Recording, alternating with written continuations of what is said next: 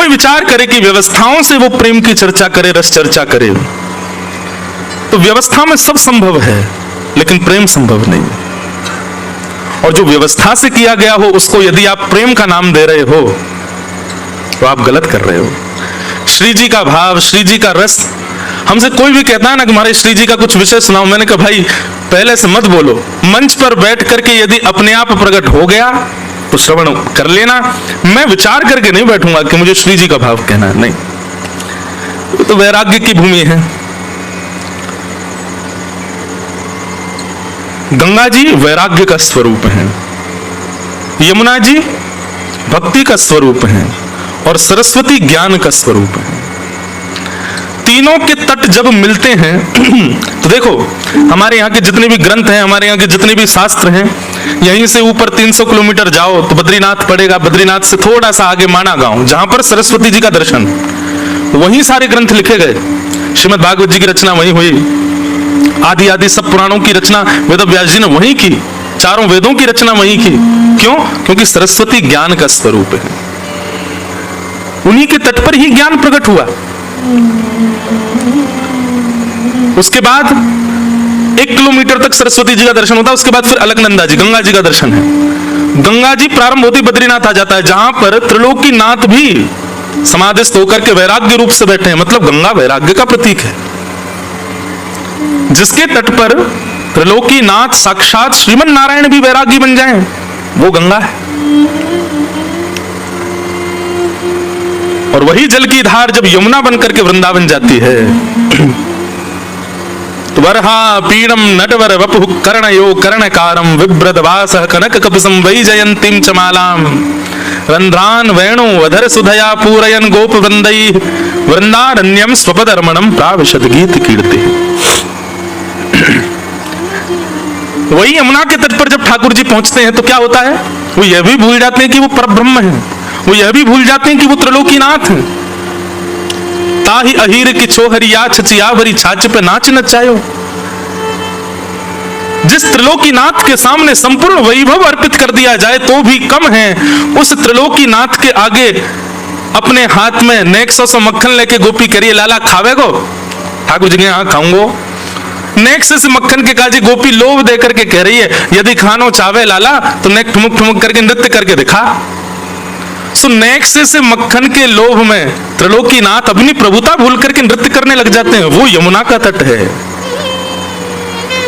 धन्यम वृंदावनम तेन भक्तिर नृत्यति यत्र च।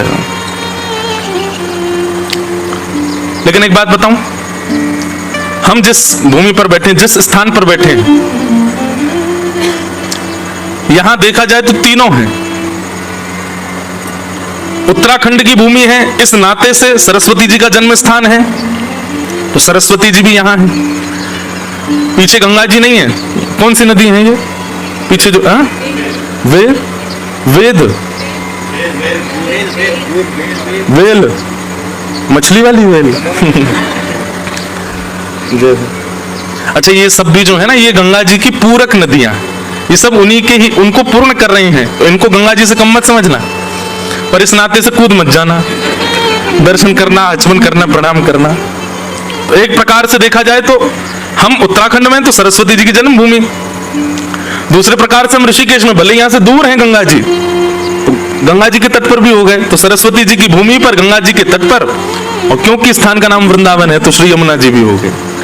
तो ज्ञान, वैराग्य और भक्ति तीनों का समागम होगा। इसका मतलब है श्री जी का भाव निश्चित आएगा, क्योंकि यमुना जी का भाव वृंदावन के नाम से हो रहा है ना पूर्ण। तो ऐसी गंगा, यमुना और सरस्वती, ज्ञान, वैराग्य और भक्ति। भैया कूलर मत लगवाना, अभी रहने दो, नहीं वहीं रहने दो हमको, हम तो ऐसे ही बोल रहे थे, कोई दिक्कत नहीं, बस छोटा पंखा लगवा देना कल है, कूलर की आवश्यकता नहीं है, तो आप सबकी व्यवस्था के लिए है, हम तो थोड़े में ही प्रसन्न हो जाते हैं। तो तीनों भाव आएंगे। अब अभी तक भी निश्चित नहीं है कि मैं क्या बोलूं रात में, लेकिन एक क्षण के लिए मन में भाव आया था कि सप्त गीत हैं भागवत में। तो कुछ समय पहले जयपुर में 3 दिन का सत्र हुआ था, तो वहां पर हमने वेणु गीत कहा था, बहुत सुंदर है वेणु गीत। एक मन में भाव आया कि उसी को ही पुनः कहें, विस्तार से और थोड़ा होगा। पर फिर दूसरे क्षण में आया कि कोई और भाव स्पर्श कर लें, जब अवसर मिला है 4 दिन का तो कुछ नया भाव ले लें। तो फिर मन में भाव आया कि युगल गीत, श्रीमद् भागवत में गोपियों ने 3 गीत गाए हैं। पहला वेणु गीत, दूसरा गोपी गीत और तीसरा युगल गीत। इतना सुंदर है युगल गीत, अभी भी निश्चित नहीं है कि मैं वही प्रारंभ करूंगा क्या। लेकिन जैसे ही मैं कक्ष से निकल के यहां आने लगा तो तीसरा भाव आया कि वैराग्य की भूमि है, ज्ञान की भूमि है। भक्ति भूमि तो हमारा वृंदावन है, तो ज्ञान और वैराग्य की प्रधानता यदि देखें तो बद्रीनाथ में मैं विशेष रूप से नवयोगेश्वर संवाद कहता हूं। आते आते मन में भाव आया जब पहाड़ों को देखा कि नवयोगेश्वर संवाद कहूं। श्रीमद् भागवत में जो अद्भुत वर्णन है नवयोगेश्वर संवाद का, तो फिर अंत में बात यही आकर के ठहर गई कि नवयोगेश्वर संवाद ही कहें। उसी बीच में ही हम युगल गीत का भी स्पर्श कर लेंगे, रस लीला ब्रज लीलाओं का भी स्पर्श कर लेंगे, और एक भक्ति साधक के लिए जीवन में क्या क्या होना चाहिए वो सब नवयोगेश्वर संवाद में वर्णन है। बाकी मैं फिर कहूं भैया स्वच्छंद है भाव, कल हो सकता है कि कल फिर बदल जाए। यह भी कोई संभव नहीं कि नवयोगेश्वर संवाद कल मन किया तो युगल गीत भी आ सकता है। इसीलिए इसका नाम अकिंचन कथा है। अकिंचन मतलब कुछ भी निश्चित नहीं है, ना पंडाल निश्चित, ना ही कोई व्यवस्था निश्चित, बस सब ठाकुर जी के विश्वास पर निर्भर है ये पूरी कथा। तो नवयोगेश्वर संवाद से हम लोग प्रारंभ करते हैं। बहुत सुंदर भाव है, थोड़ी उसकी भूमिका समझ लो, और थोड़ा ज्ञानवर्धक है लेकिन भक्तिवर्धक भी है। एक बात सदैव याद रखना, स्वस्थ होने के लिए कड़वी दवाई पीनी पड़ती है। अगर दवाई सेवन, औषधि सेवन कर लिया जाए उसकी कड़वाहट को अविचार करके, तो स्वास्थ्य लाभ होता है। थोड़ा ज्ञान यहां पर ज्यादा होगा, इसलिए उसको आप थोड़े उससे ऐसे वो मत होना कि हमें तो शायद भाव समझ। इतना सरल है, इतना सुंदर है नवयोगेश्वर संवाद। मैं गुरु की कृपा से, श्री गंगा मैया और हिमालय की आज्ञा से इस भाव को आप सबके मध्य में कहने का प्रयास करूंगा। बड़े भाव से आप लोग सुनिएगा। आइए प्रारंभ करते हैं। श्रीमद् भागवत का 11 स्कंद, 11th भागवत में 12 स्कंद है, 12, और ये भागवत का 11वां स्कंद है। श्रीमद् भागवत में 12 स्कंद भगवान के अलग अलग अंग बताए गए। कोई हाथ है, कोई पैर है, कोई उदर है, कोई हृदय है। 11वां स्कंद जो है ये भगवान का ललाट है, मस्तिष्क। एक प्रकार से ऐसा मानो कि आप आपके हृदय में आए ठाकुर जी का मस्तिष्क पर तिलक कर रहे हो। नवयोगेश्वर संवाद 11वां स्कंद सुन करके, ठाकुर जी का ललाट है। आइए उसमें प्रवेश करते हैं। गोविंद भुज गुप्तायाम द्वारवत्याम कुरुद्वः अवासीत नारदो भिक्षणम कृष्णोपासन लालसा। बहुत सुंदर भाव। श्री सुखदेव जी वर्णन कर रहे हैं श्री गोविंद की भुजाओं में सुरक्षित द्वारिका में, गोविंद भुज गुप्तायाम द्वारवत्याम कुरुद्वः, ठाकुर जी की भुजाओं में सुरक्षित द्वारिका में अवासीत नारदो भिक्षणम कृष्णोपासन लालसा। लगभग शायद बद्रीनाथ में लास्ट कथा कब हुई थी? 22 में हुई थी। 2022 के बाद आज स्पर्श कर रहे हैं इस विषय का। ठाकुर जी की भुजाओं में सुरक्षित द्वारिका में नारद आदि जैसे संत विचरण करते हैं। बोले किस भाव से विचरण कर रहे हैं? तो अंतिम शब्द जो है बहुत सुंदर है, कृष्णोपासन लालसा। कृष्ण की उपासना की लालसा से। वहीं रासपंचाध्याय में जब गोपियां गोपी गीत गाती हैं तो वहां क्या आता है? कृष्ण दर्शन लालसा। रुरुदुः स्वस्वरम राजन कृष्ण दर्शन लालसा। ये लालसा शब्द जो है ना, ये उचित नहीं है। लालसा शब्द को एक प्रकार से विषयी शब्द माना गया है। बस ठीक है।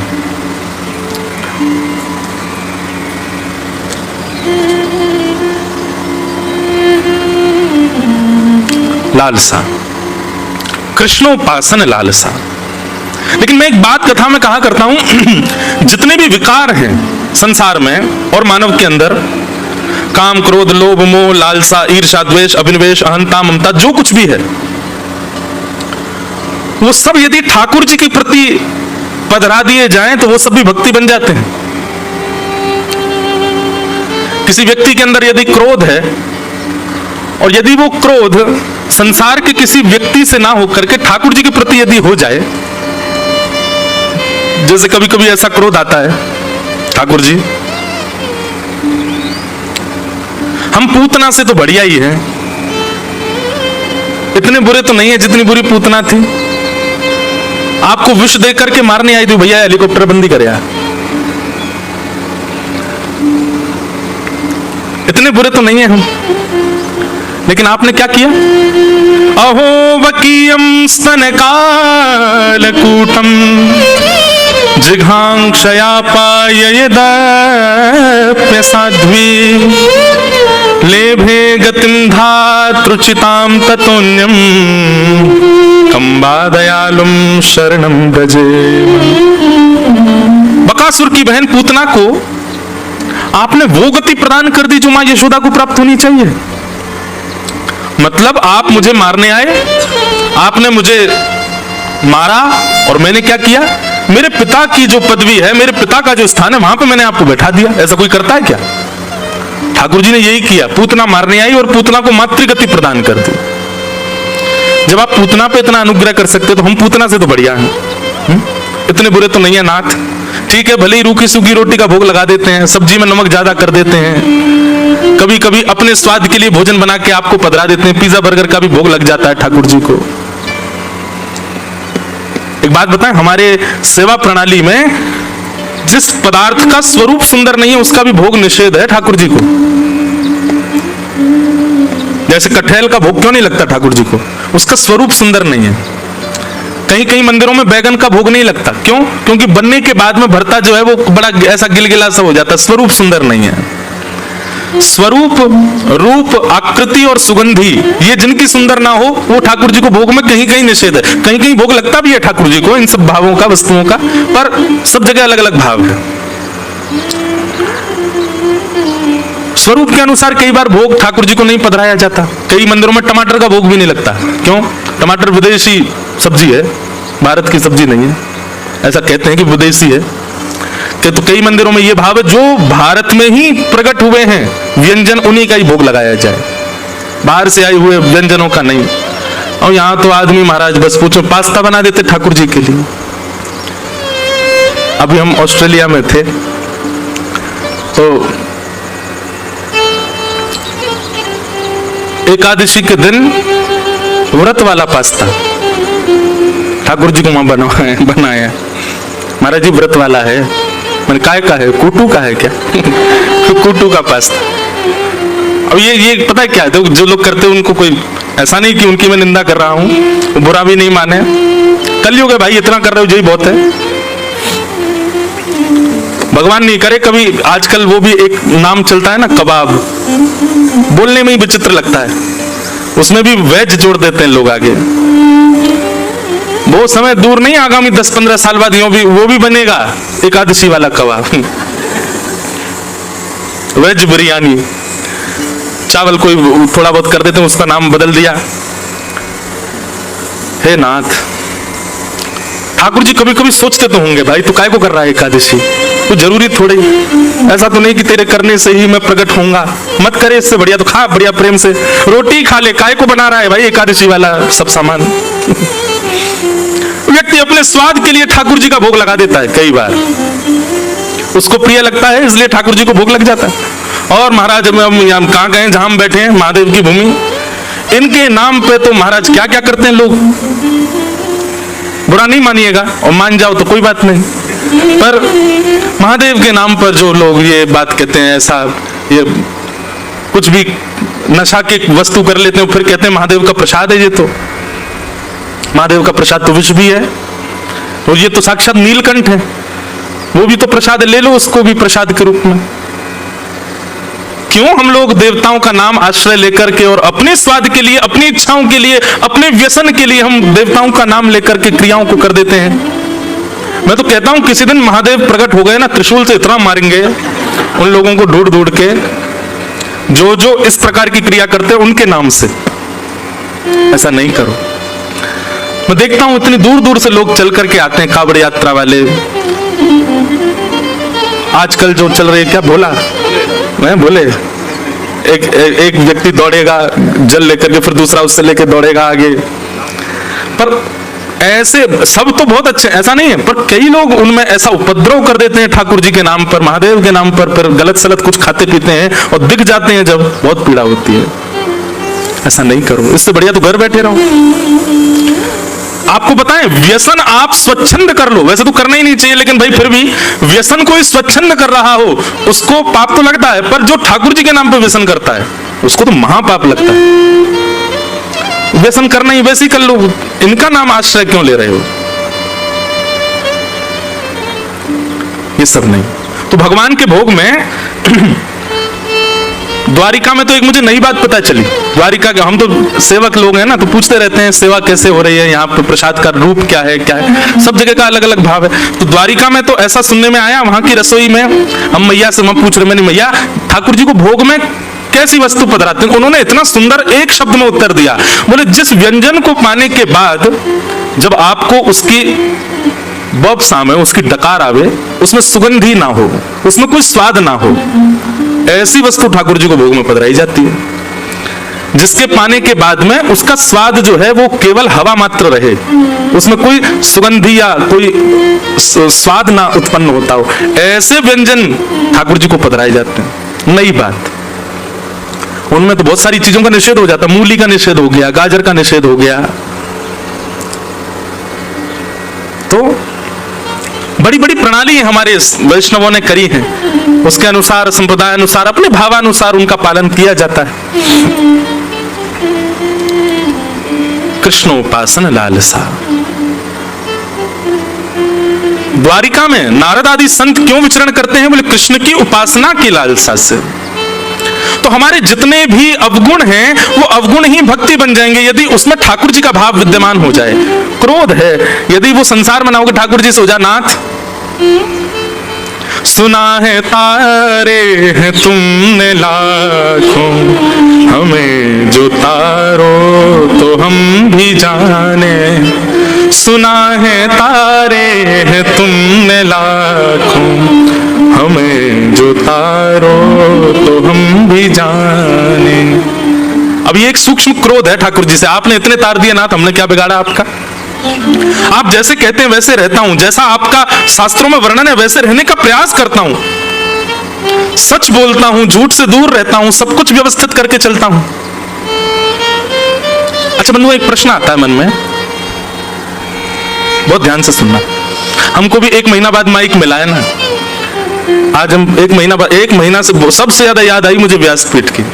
इतना स्मरण हो रहा था कब बैठूं कब कुछ सुनाऊं, वहां पे भी सुनाता था, करने तो आराम गया था, 2 दिन में ही आराम हो गया मेरा, तीसरे दिन से लगे अब तो आराम, अब तो नींद ही नहीं आ रही, क्या करें। तो हमने छोटे छोटे मीट एंड ग्रीट रखे, कथा तो अकेले थोड़ी, पूरी टीम यही थी, हम अकेले कैसे कथा करें। तो लोग बागों को बोल देते थे हाँ भाई यहाँ रुके, आ जाओ, इतनी भीड़ आती, उनके बीच में बैठ के थोड़ी बहुत देर सत्संग करते। एक दिन एक बालक ने वहां पर एक प्रश्न किया और उससे इतना सुंदर भाव ठाकुर जी ने प्रेरणा देकर के उत्तर दिलाया। अधिकतर लोगों के मन में यह प्रश्न होता है, महाराज जी व्यसन करने वाले, उल्टे सीधे काम करने वाले लोग कभी कभी ज्यादा सुखी दिखाई देते हैं। भक्ति पथ पर चलने वाले, यम नियम आसन प्रत्याहार ध्यान धारणा समाधि का पालन करने वाले, जप करने वाले, बिना प्याज लहसुन का प्रसाद पाने वाले, रात्रि जल्दी सो जाने वाले, सत्य का आचरण करने वाले लोग कभी कभी दुखी दिखते हैं। भगवत आराधन करने वाले लोगों के जीवन में कभी कभी संकट ज्यादा दिखाई देते हैं, कष्ट ज्यादा दिखाई देते हैं, और व्यसनी पामर जीव कभी कभी बड़े प्रसन्न दिखते हैं। ऐसा क्यों? इसका भगवत कृपा से एक उत्तर मन में आया, बहुत ध्यान से सुनना। सीधी बात है, जिसके घर में रहते हो, जिसके देश में रहते हो, जिसके नगर में रहते हो, यदि उसके बनाए नियमों का पालन नहीं करोगे तो दुखी रहोगे। हम लोग कलयुग में रहते हैं और पालन करते हैं सतयुग का। रहते कहां पर हैं? कलयुग में।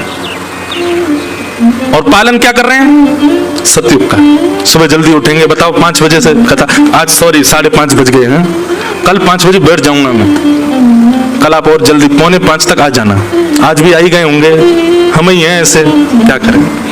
तो आप रहते कलयुग में हो और पालन करते हो सतयुग का। कलयुग को ये बात अच्छी लगेगी? नहीं लग सकती। तो कलयुग क्या करता? अब वो आप पर कुछ प्रहार तो कर नहीं सकता, तो वो क्या करता है?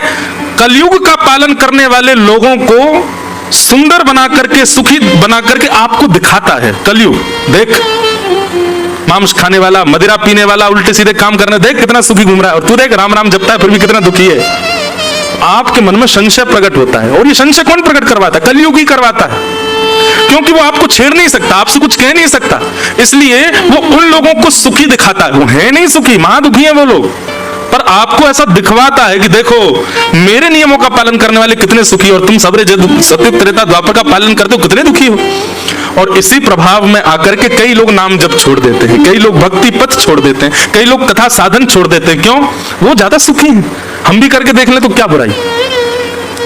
लेकिन भैया विचलित मत हो, कलयुग आपको कितना भी प्रभाव दिखावे, आप अपने पथ का त्याग मत करो, आप अपनी निष्ठा का त्याग मत करो, आप अपने नियम का त्याग मत करो, लगे रहो बस अपने क्रम पर। तो ये अवगुण जो है ये कलयुग के रूप में, पर यही अवगुण यदि ठाकुर जी के प्रति प्रस्तुत कर दिए जाएं तो यही गुण बन जाएंगे। क्रोध ठाकुर जी से हो, नाथ सूरदास जी पर आपने कृपा की, भक्तिमती मीराबाई पे आपने कृपा की, इतने सब वैष्णवों पे आपने कृपा की, हम इस योग्य तो नहीं पर हम पे थोड़ी तो करो नाथ। क्रोध, लोभ, लोभ कैसा हो ठाकुर जी के प्रति? यदि पता चल जाए कि वो इतना नाम जप करते हैं तो लोभ जगे, मैं उनसे ज्यादा करूंगा, ये लोभ अब संसार में है तो फिर विषय बन जाता है। ठाकुर जी की भक्ति में आ जाए तो ये प्रेम लक्षणा भक्ति बन जाता है। अब यहां पर जो शब्द प्रयोग किया गया लालसा, लालच, लालच अच्छा नहीं है, लालच बुरी, लेकिन यहां पर क्या कह रहे हैं? कृष्णोपासन लालसा। यदि कृष्ण की उपासना का लालच है, कथा सुनने का लालच है, वृंदावन जाने का लालच है, भक्त बंधुओं से मिलने का लालच है, तो वो लालच अच्छा है। एक प्रकार से संसार में करो तो सब विषय हैं, लेकिन ठाकुर जी के सन्मुख प्रस्तुत कर दो तो सब भक्ति है। कृष्णोपासन लालसा। नारद जी महाराज इसलिए घूमते हैं द्वारिका में कि चलते फिरते कभी ना कभी कहीं ना कहीं ठाकुर जी दिख जाएं, मिल जाएं, उनका दर्शन हो जाए। बहाने से जाते हैं द्वारिका के द्वार पर, और द्वार पर जाकर के कहते हैं भिक्षाम देहि। मानो कभी भिक्षा लेकर के श्री कृष्ण भीतर से आ जाएंगे तो मन प्रसन्न हो जाएगा। ऐसे बहाने बना करके नारद जी महाराज द्वारिका जाते हैं और द्वारिकाधीश के यहाँ जाकर के भिक्षा मांगते हैं। पर कभी तो भिक्षा लेके देवकी मैया आ जाती हैं, कभी लेके बलराम जी आ जाते हैं, कभी रोहिणी मैया आ जाती हैं, कभी वसुदेव जी आ जाते हैं, ठाकुर जी नहीं आते। ठाकुर जी तो पहले ही विचार कर लेते हैं ना, जो जिस भाव से आ रहा होगा वही भाव पूर्ण नहीं होने दूंगा। अब नारद जी तो पात्र लेके खड़े भिक्षाम देहि, और भीतर से आ रहे हैं वसुदेव जी। नारद जी कहते जिसके लिए आया वो तो आया ही नहीं। बलराम जी आ जाते कभी भिक्षा लेकर, नारद जी कहते तुम काहे को आ जाते हो, उनको क्यों नहीं भेजते, हमको उनके दर्शन की अभिलाषा है, ऐसी लालसा।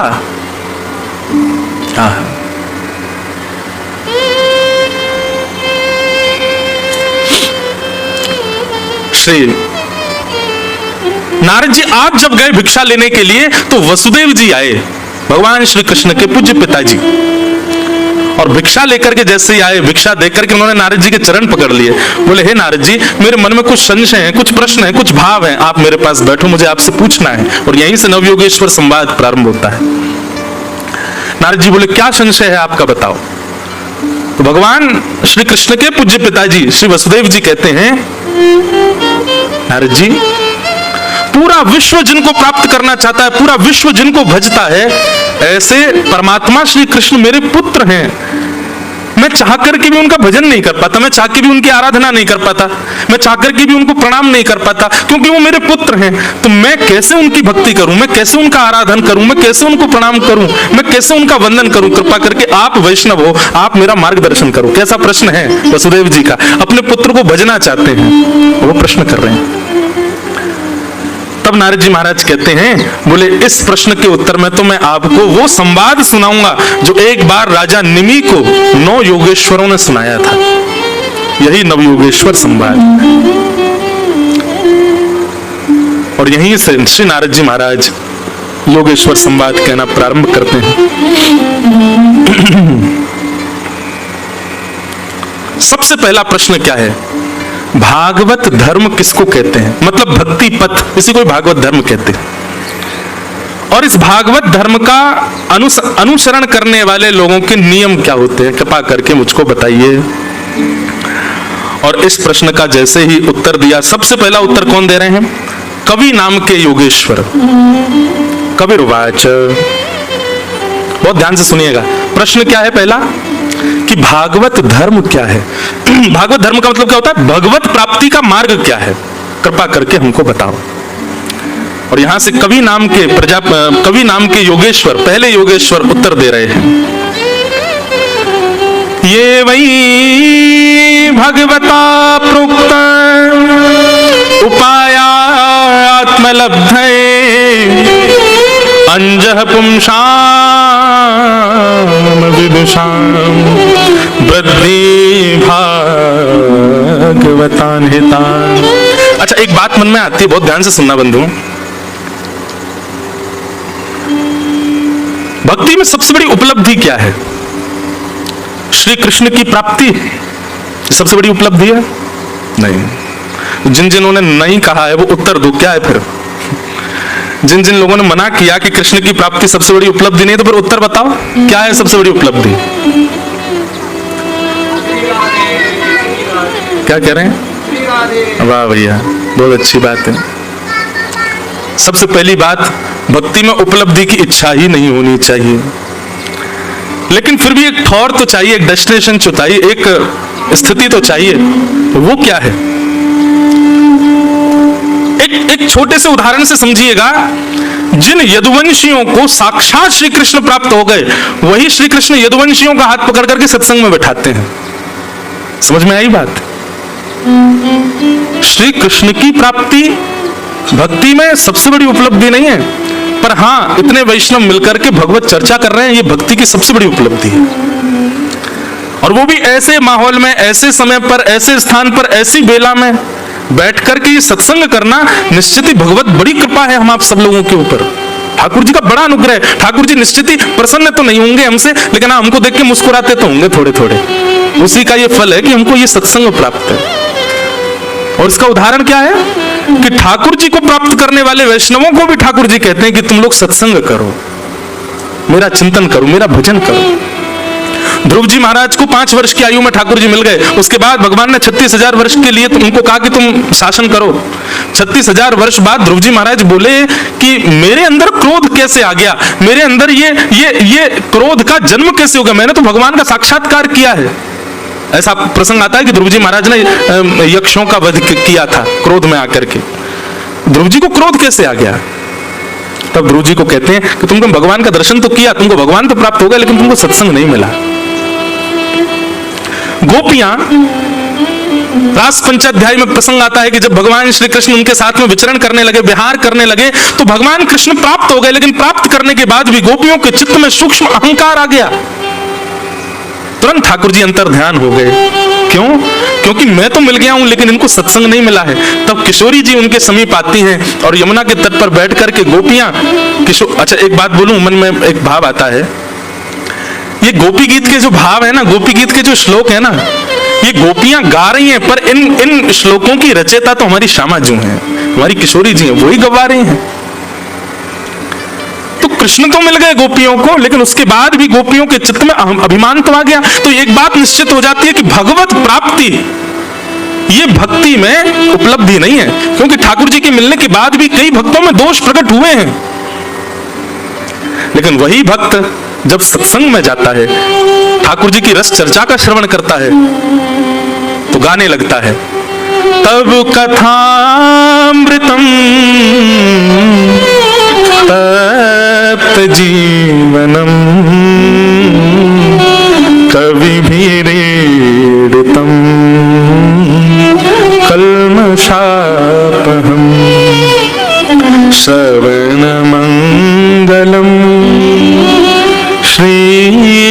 दाततम भुवि गृह्णन्ति ते भूरिदा जना। वास्तव में गोपी गीत में जब ये वाला श्लोक आता है ना, तभी ठाकुर जी तैयारी बना लेते हैं, अब मुझे इनसे पुनः मिलना है। क्यों? क्योंकि कथा के प्रति, सत्संग के प्रति इनकी रुचि दिख रही है। ठाकुर जी जब देख लेते हैं कि भाई इसमें सारे गुण हैं, खूब जप करता है, खूब तप करता है, यज्ञ करता है, अनुष्ठान करता है, तिलक स्वरूप करता है, पर कथा में इसकी रुचि नहीं है, तो ठाकुर जी कहीं ना कहीं अपने आप को दूर ही रखते हैं। लेकिन बाकी के साधनों में इतनी रुचि नहीं है, कथा श्रवण में बड़ी रुचि है, तो ठाकुर जी पहले ही आड़े आ जाते हैं, बोले इसको दर्शन तो मुझे देना, सत्संग इतना प्रिय। क्योंकि ठाकुर जी जानते हैं कि सत्संग ही वैष्णव का शुद्ध निर्माण करता है। गैर सत्संगी व्यक्ति कितने भी नियम साधन करता हो, उसके अंदर अपराध रहेगा ही रहेगा, लेकिन सत्संगी व्यक्ति अपराध विमुक्त हो जाता है, क्योंकि सत्संग बता देता है, बोध करा देता है क्या सही, क्या गलत, क्या उचित, क्या अनुचित। तो भक्ति में उपलब्धि क्या है? आप रात्रि में सो रहे हैं और नींद नहीं आई, तो नींद ना आने पर आप सोशल मीडिया नहीं देख रहे हो, नींद ना आने पर आप YouTube पर जाते हो, किसी अच्छे रसिक जन की सुंदर वाणी चला करके उसको श्रवण करने लगते हो। ऋषिकेश से दिल्ली की ड्राइव कर रहे हैं, तो गाड़ी में कोई भद्दे गीत ना चला करके किसी भगवत रसिक की वाणी सुनते हुए जा रहे हो। अपने समय में, अपने जीवन में, अपने दिन में एक क्षण का भी अवकाश जब मिलता है, एक क्षण के लिए भी जब आप खाली होते हो, उस क्षण में आप अपनी इंद्रिय विषयों की तरफ ना जाकर के भगवत वार्ता को प्रायोरिटी देने लग जाओ, तो समझ जाना अब भगवत उपलब्धि प्राप्त हो रही है। अब आप भक्ति के पथ पर अग्रसित हो गए हो। एक प्रकार से ये कह दूं तो जैसे पथ पर चलते हैं तो माइलस्टोन आते हैं ना, इतनी दूरी और रह गई, इतनी दूरी और रह गई। जब ऐसी स्थिति हो जाए कि आप नींद ना आने पर मार्ग पर चलते हुए अपने दिन के अवकाश में सत्संग को प्रायोरिटी देते, तो आप पहला माइलस्टोन पार कर चुके हो, अब ठाकुर जी के और समीप आ चुके हो। वही बात यहां पर कह रहे हैं, भगवतः प्रोक्तः उपाय आत्मलब्धये अंजः पुंसाम विदुषाम वृद्धिम भागवतान हितान। निमि राजा ने प्रश्न किया कि भागवत धर्म क्या है, और कवि नाम के योगेश्वर कहते हैं कि ठाकुर जी के द्वारा बताई गई जो वाणियां हैं, ठाकुर जी के द्वारा कहे गए जो प्रसंग हैं, उन प्रसंगों पर अमल करके उनका जीवन में पालन करना और नेत्र बंद करके ठाकुर जी ने जो कह दिया उसको करने लग जाना, यही भागवत धर्म है। उस पर किंतु परंतु प्रश्न चिन्ह नहीं है। ठाकुर जी यदि अपने प्रवचन में कह रहे हैं गीता में, कर्मण्येवाधिकारस्ते मा फलेषु कदाचन, हे अर्जुन तुम्हारा अधिकार केवल कर्म पर है, फल की चिंता मत करो, फल देने का अधिकार मेरा है, तो इसका पालन होना चाहिए कि फल की चिंता मत करो, ठाकुर जी देखेंगे, हम बस कर्म करें। भगवान यदि अपने प्रवचन में कह रहे हैं कि ये अपराध है, ये पाप है, ये दोष है, तो निरंतर उनका ध्यान करके वो ना करना, और जो ठाकुर जी की आज्ञा है उस पर नेत्र बंद करके चलने लग जाना, यही भागवत धर्म है। बंधुओं, भक्ति में सबसे ज्यादा आवश्यक यदि कुछ है तो वो है विश्वास, अटूट विश्वास।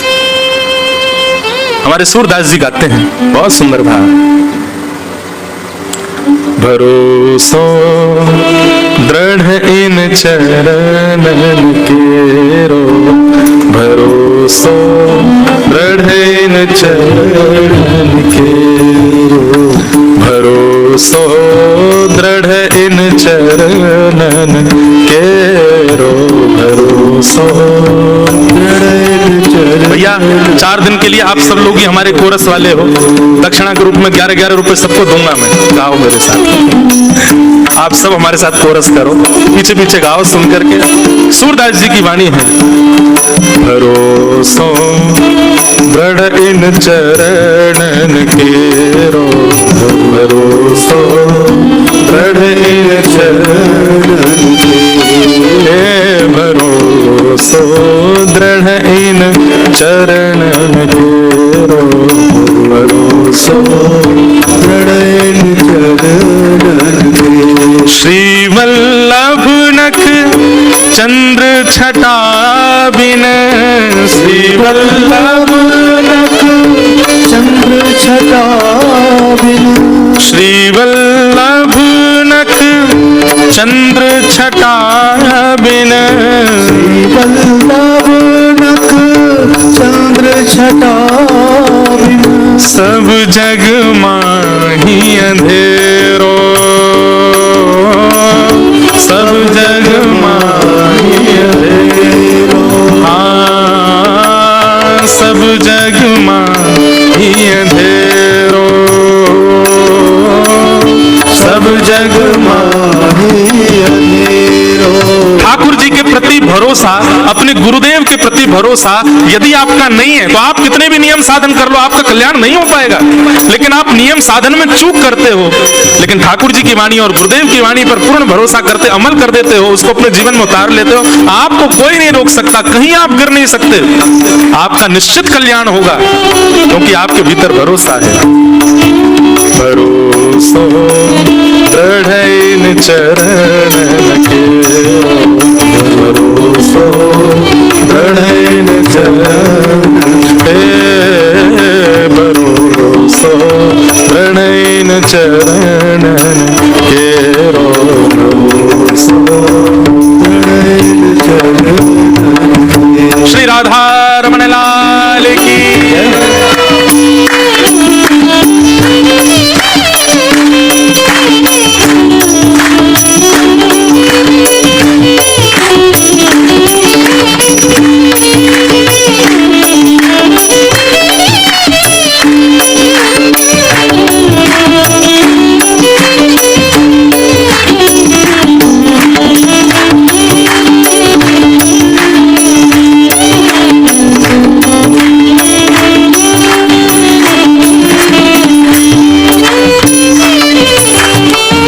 साधन और नाहिया कली में, साधन और नाहिया कली में, साधन और नाहिया कली में, साधन और नाहिया कली में, जासो होत निवेरो,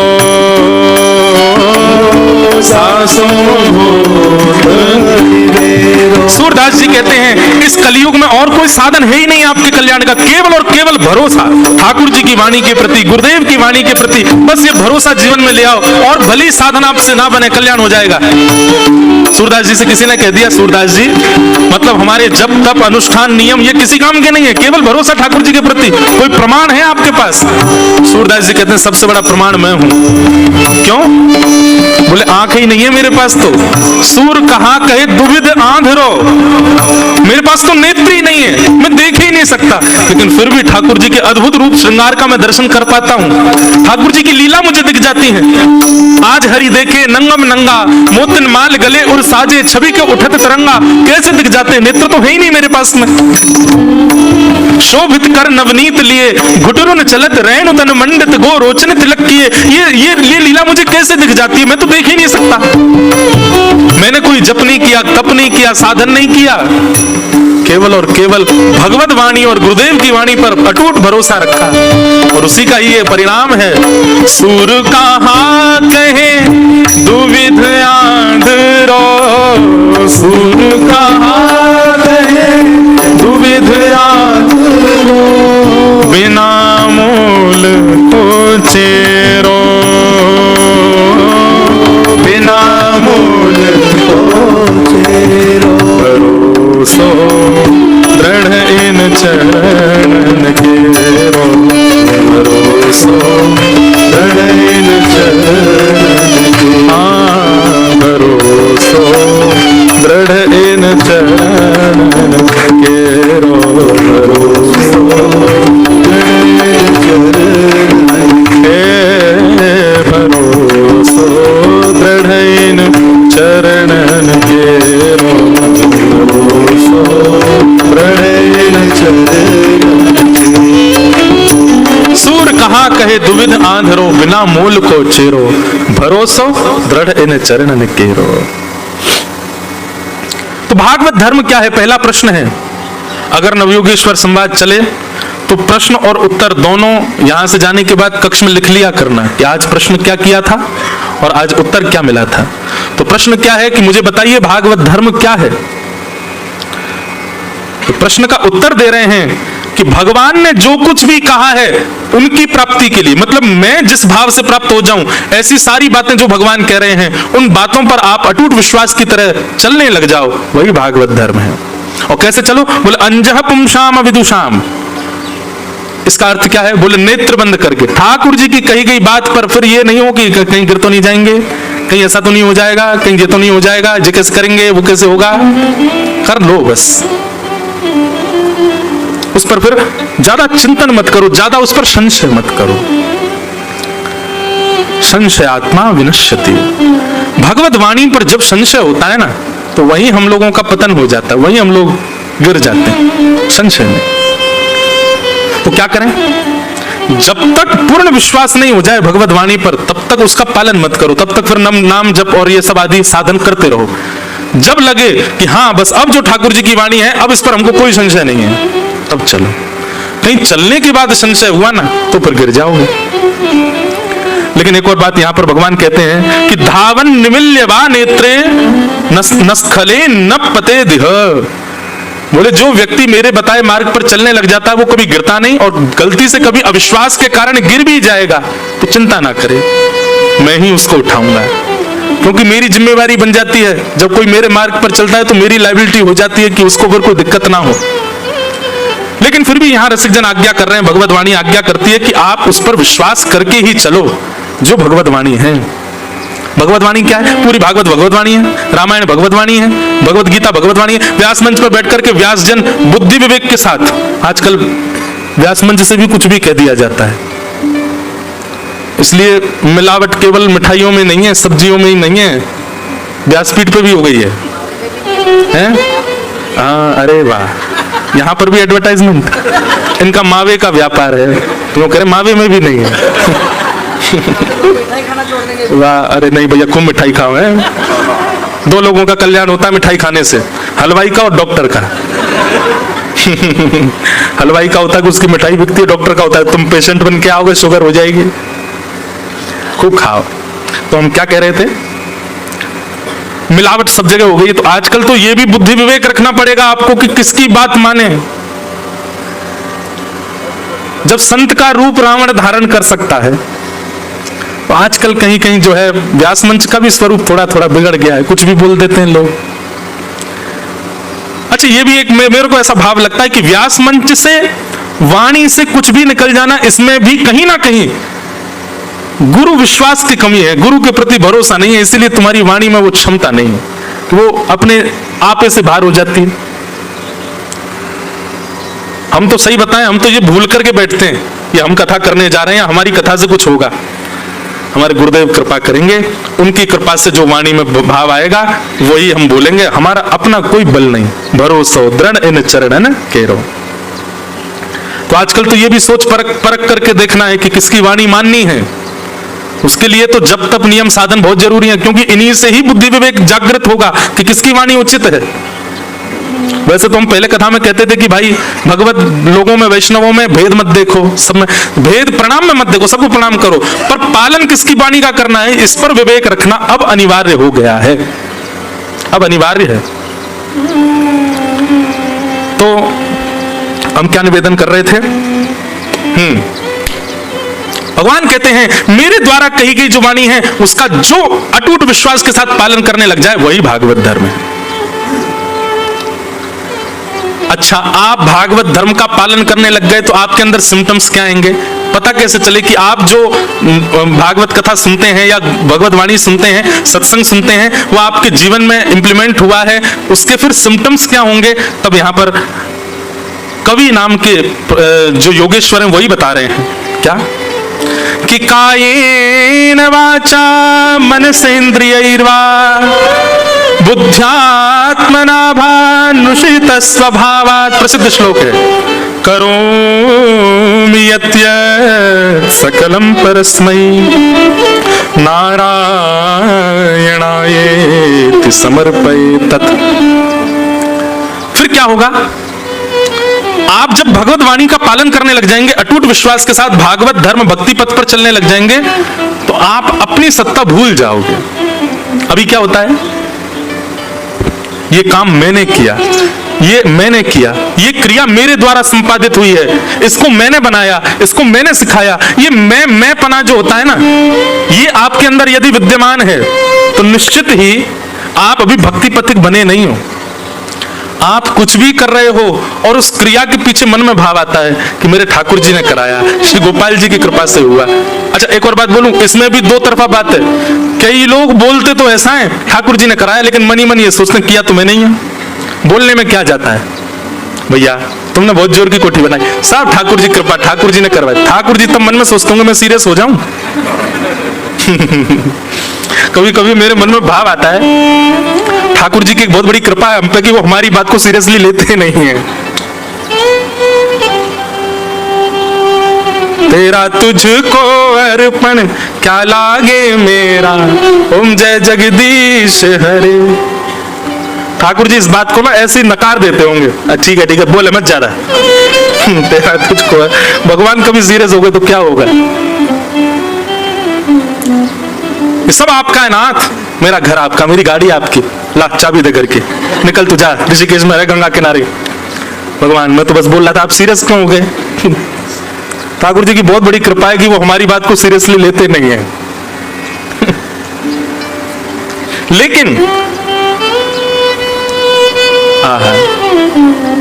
कुम्मन दास जी का एक चरित्र याद आता है कि कुम्मन दास जी जिस कुटिया में रहते थे, मैं बताता हूं कभी कभी कथा में, उनके बगल वाले कुटिया में एक वैश्या रहती थी। और वो वैश्या, कुम्मन दास जी का नियम था दिन भर तो वो सब काम करते थे, लेकिन जब अर्धरात्रि हो जाती थी, बिल्कुल अंधेरा, तब उठ करके स्नान करके रात में भजन करते थे।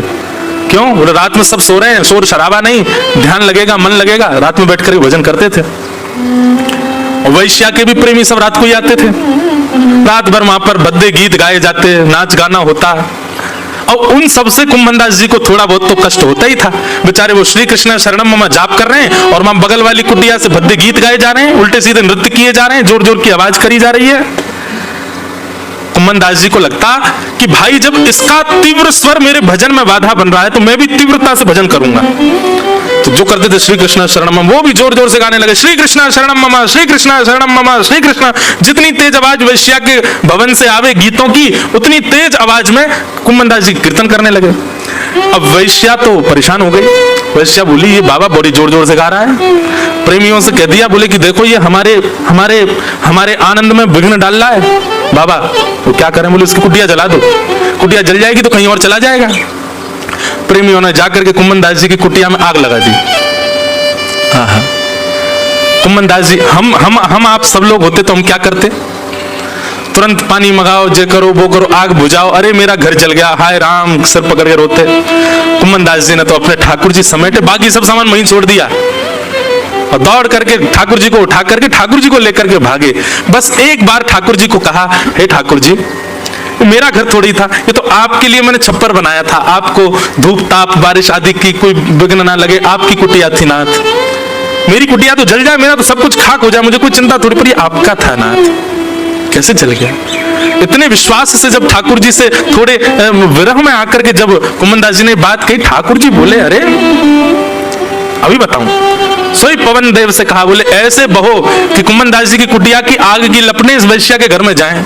जोर की हवा चली, आग तो लगी थी कुम्मन दास जी कुटिया में, पर वो लपटें सारी जाने लगी वैश्या के भवन में, और देखते ही देखते उसका भवन जल गया। वैश्या निकल करके आई बाहर, कुम्मन दास जी को गालियां देने लगी, चढ़ गई ऊपर, कैसे तुमने मेरी कुटिया में आग लगा दी। कुम्मन दास जी बोले, एक बात बता, तैने मेरी कुटिया में आग लगाई। बोले नहीं, मैंने नहीं लगाई, मेरे प्रेमियों ने लगाई। बोले तेरे प्रेमी ने मेरी कुटिया जलाई, मेरे प्रेमी ने तेरी जला दी। प्रेमी प्रेमियों को लड़ने दे, मैं और तू काय को लड़े बीच में, लड़ने इनको ही। वहीं श्री नामदेव जी का प्रसंग आता है कि उनके कुटिया में आग लगी तो उनकी स्थिति क्या हुई। एक किनारे पर आग लगी तो नामदेव जी गए, घर के सारे सामान उठा उठा के मां डालने लगे। घर के लोग बोल कब पागल हो गए, नए का आग लगी है, तुमने बाकी सब उसमें क्यों झोंक दिया। बोले अग्नि भगवान का स्वरूप है, मुझे ऐसा लगा आज मेरे घर साक्षात ठाकुर जी पधारे, इतने से स्थान में क्यों बैठे, पूरे घर में क्यों नहीं आ रहे? पूरे घर में हम लोग सुन सकते हैं इस बात को, कर कभी नहीं सकते, करना भी नहीं। दौड़वाएंगे लोग, कहाँ है व्यास को ढूंढ के लाओ, वो उसने सिखाया इनको। ये तो केवल एक विनोद की बात, मैं केवल एक प्रसंग मात्र बता रहा हूं, लेकिन इतना भरोसा हमारा है ठाकुर जी के प्रति। कभी हम इस बात को कह दे कोई कि आपने बहुत बड़ी उपलब्धि प्राप्त करी, अरे सब ठाकुर जी की कृपा। ठाकुर जी भी जानते हैं उस समय आपको, वो केवल बात बना रहा है, कह रहा है दिखावे के लिए केवल कि ठाकुर जी की कृपा, लेकिन विश्वास नहीं है चित्त में इसको कि हाँ मैंने ही कृपा करके दिया। बस इसी को विश्वास में बदल दो, जो हो रहा है आपको सब ठाकुर जी की कृपा, सब ठाकुर जी का अनुग्रह, मैं कुछ भी नहीं कर सकता। एक बहुत सुंदर पद है ना, मैं नहीं, एक सेकंड, एक स्वर दो, मैं नहीं, मेरा नहीं यह तन, किसी का है दिया, जो भी अपने पास है यह धन, किसी का है दिया, देने वाले ने दिया, वह भी दिया किस शान से। हम अमेरिका होके आए, हम लंदन होके आए, हम ऑस्ट्रेलिया होके आए, आहा वहां की सुंदरता देख करके आए, ठाकुर जी बोले तू देख क्या है, नेत्र ही नहीं दिए होते मैंने तो।